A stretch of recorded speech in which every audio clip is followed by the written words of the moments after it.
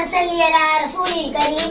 अम्मा बाद, मेरे वाजिबुल एहतराम हुज़ाई किराम, मेहमान खुसूसी और हाज़िरीन महफ़िल, अस्सलाम वालेकुम व रहमतुल्लाहि व बरकातुहू। आज मुझे जिस मौजू पर लफ्ज़-ओ-शायरी की इजाज़त मिली है वो है यौम जमहूरिया और हिंदुस्तानी मुसलमान। हिंदुस्तान का शुमार दुनिया के सबसे बड़े जमहूरी मुल्कों में होता है, जहाँ हिंदू, मुस्लिम, सिख, ईसाई तमाम मज़हब के लोग बड़ी मोहब्बत से रहते चले आ रहे हैं। क्योंकि हिंदुस्तान को अंग्रेजों से आजाद कराने के लिए तमाम मज़हब के लोग लड़ाई लड़े और 15 अगस्त 1947 को हिंदुस्तान आजाद हुआ। फिर हिंदुस्तान को चलाने के लिए 26 नवंबर 1949 को ऐसा कानून बनाया गया जिसमें हर मज़हब वाले को रहने का हक दिया गया और 26 जनवरी 1950 को कानून नाफिज किया गया। इस कानून के बाद से हिंदुस्तान में जमहूरियत का आगाज हुआ।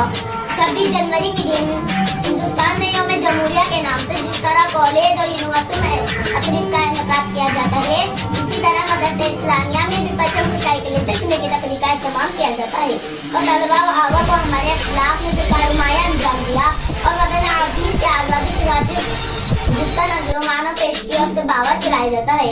और ये भी पता चलता है कि हिंदुस्तान में यौम जमहूरिया के नाम से जिस तरह कॉलेज जाता है कि मुसलमानों का रोल बहुत ही अहम रहा है। ये तहरीक असल में मुसलमानों ने शुरू की थी। इसका अंदाजा भी तय लगा सकते हैं कि सन 1857 में यहाँ 24,000 मुसलमानों ने वतन अज़ीज़ के लिए अपनी जानों को कुर्बान कर दिया था। इस शायर ने क्या खूब कहा है कि गुलिस्ता को लहू की जरूरत पड़ी, सबसे पहले गर्दन हमारी ही कटी।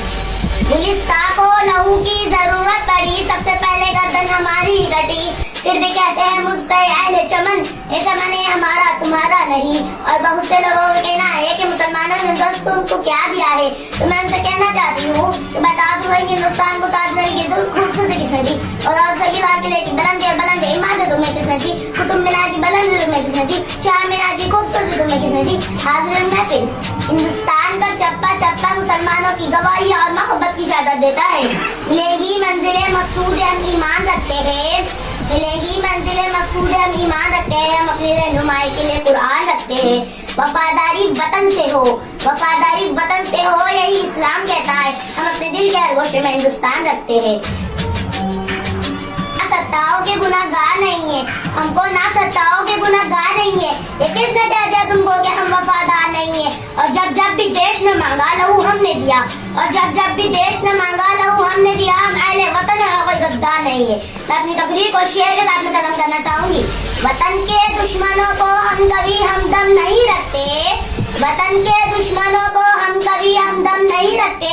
हम अपने मुल्क से ऊंचा कोई परचम नहीं रखते। तलाशी शौक से ले लो, तलाशी शौक से ले लो हमारे घर मदरसों की, जहाँ कुरान रखते हैं वहाँ पर बम नहीं रखते। वमा अलैना इल्लल बलाग।